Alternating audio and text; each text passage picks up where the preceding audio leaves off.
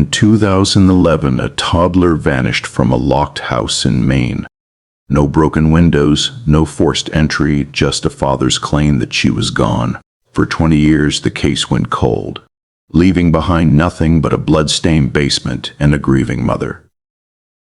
But in 2031, a dying woman's letter finally breaks the silence. This is the chilling story of the search for Ayla Reynolds and the devastating confession that changed everything.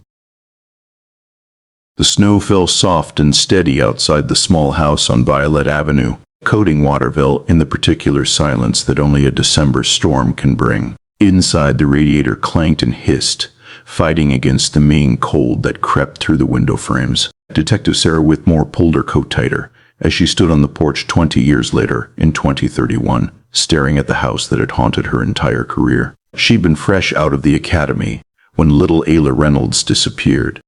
Just another rookie assigned to canvass the neighborhood, knock on doors, ask if anyone had seen anything unusual. Now she was 52, her hair more gray than brown, and this case had followed her through 2 decades, 3 relationships, and countless sleepless nights. The house had changed hands 4 times since 2011.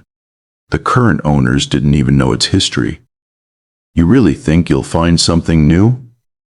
Her partner, Marcus Chen, asked from the car. He was young, efficient, didn't understand obsession yet.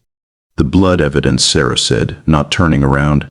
"It was never fully explained. They tested it, confirmed it was hers, found it in multiple locations in the basement. But the case just stopped. Maybe because the obvious answer was the right one," Marcus suggested carefully. Sarah finally turned to look at him. "Maybe, but I need to know for sure." The original case file was thick, contradictory, and frustrating. Sarah had read it so many times she could recite passages from memory. Ayla had been staying with her father, Justin DePietro, while her mother was in rehabilitation. On the night of December 16, 2011, there were 4 adults in the house: Justin, his girlfriend Courtney Roberts, his sister Alicia DePietro, and Courtney's sister. Justin's story was simple. He'd put Ayla to bed in her bedroom wearing green polka dot pajamas. The next morning, she was gone. The doors were locked. No signs of forced entry, but the blood told a different story. Sarah had spent years learning to read crime scenes the way others read books. Blood doesn't lie, but it doesn't always tell the whole truth either. The amount found in the basement was more than a minor injury would produce, but not necessarily fatal. It had been cleaned, which suggested consciousness of wrongdoing, but cleaning could also be an innocent reaction to a child's accident. "What bothers you most about it?" Marcus asked as they sat in the car, file folders spread between them. "The life insurance policy," Sarah said. He'd taken out a policy on her just weeks before, and the way the stories changed. First, nobody heard anything. Then there was mention of Ayla being hurt the day before. The adults in that house knew something, but their stories were coordinated, protected. So why are we here now? What changed? Sarah pulled out a photograph, recent, printed from a social media account. "Courtney Roberts. She's dying. Stage 4 cancer. 6 months ago, she reached out to me through the police department. Said she wanted to talk. Then she disappeared. Stopped answering calls. Yesterday, I got a letter." She handed it to Marcus. The handwriting was shaky, the paper stained with what might have been tears or coffee. "Detective Whitmore, I'm ready to tell you what really happened that night. But I won't testify. I won't put it in writing beyond this. If you want the truth, you have to come alone. There's a cabin on the east shore of China Lake. I'll be there until the end." The cabin was small, weathered, surrounded by trees that had long since lost their leaves to winter. Smoke curled from the chimney. Sarah walked up the creaking steps alone, having left Marcus at a diner 15 miles back.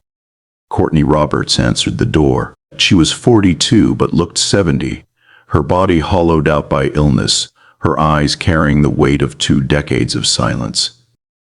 "I wondered if you'd come," she said, her voice raspy. I've been waiting 20 years for this conversation. They sat by the wood stove, cups of tea cooling between them. For a long moment, neither spoke.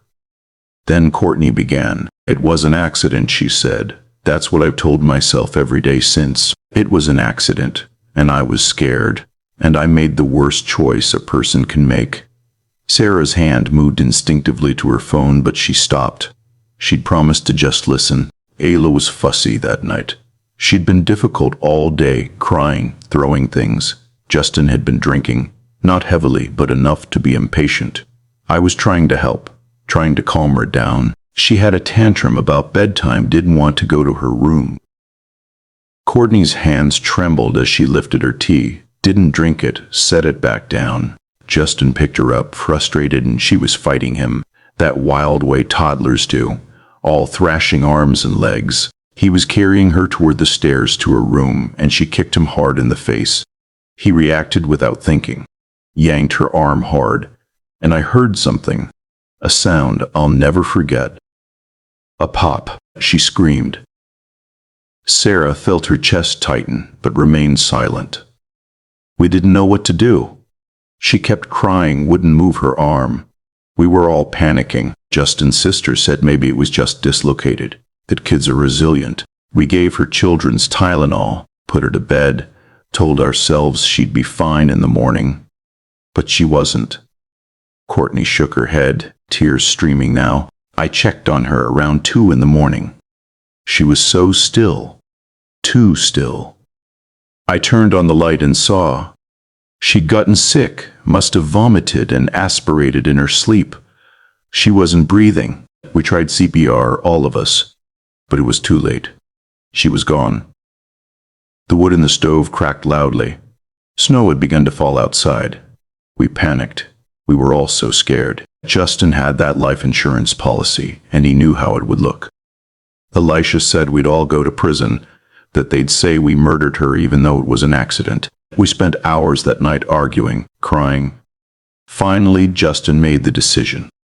He said we had to make her disappear. The blood in the basement, Sarah said quietly. I was washing her, preparing her body. I couldn't stand the thought of her being cold, being dirty. I was crying so hard I could barely see. I dropped her, and her arm hit the edge of the utility sink. It bled more than I expected. I tried to clean it up, but I wasn't thinking clearly. None of us were. Where is she, Courtney? The woman closed her eyes. Justin left with her around 4 in the morning. Took her wrapped in blankets. He wouldn't tell us where he was going. Said it was better if we didn't know. When he came back 3 hours later, he just said, "It's done," and we never spoke about it again. A few hours after that, he called 911, said she'd vanished from her bed. Sarah sat back, processing. You let her mother suffer for 20 years. You let everyone believe she might still be alive, might be found. I know, Courtney whispered. I know what we did. I've lived in hell every day since. That's why I'm telling you now. I don't want to die with this inside me. Where do you think he took her? There's only one place that makes sense.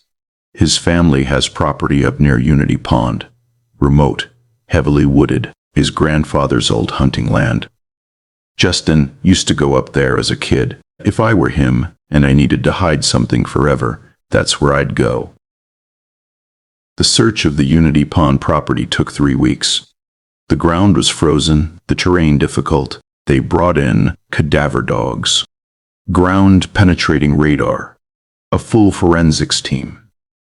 The media descended like locusts, reviving the case in the 24-hour news cycle. Justin DiPietro, now 45 and living in Florida under a different name, refused to cooperate. His lawyer issued a statement denying everything. Elisha DiPietro couldn't be located. Courtney Roberts died 4 days into the search, her confession legally inadmissible without corroboration. On the 19th day, in a ravine 3 miles from the Maine property, a dog named Sadie sat down and wouldn't move. The handlers called Sarah over. They found the remains 20 feet from where Sadie sat, buried shallow under 2 decades of forest detritus. The green polka dot pajamas had mostly rotted away, but fragments remained, enough to identify. The small bones told their own story, a fractured arm that had never healed, damage consistent with Courtney's account. 20-month-old Ayla Reynolds had finally come home. The trial lasted 8 months. Justin DiPietro was convicted of manslaughter and improper disposal of human remains, sentenced to 25 years. It wasn't murder, they couldn't prove intent, but it was something. Sarah retired 6 months after the conviction. On her last day, she drove past the house on Violet Avenue one final time. New owners, new paint, new life inside those walls. But she would always see it as it was in December 2011, a house keeping terrible secrets in its basement. She had other cases now to haunt someone else. The missing, the forgotten, the ones whose stories ended without proper conclusions. But Ayla Reynolds at least had an ending. Not a happy one. There were no happy endings in cases like this, but a real one. Truth, after 20 years of lies. It would have to be enough. Would you like me to create a list of visual cues or B-roll ideas to help you film or edit the YouTube video?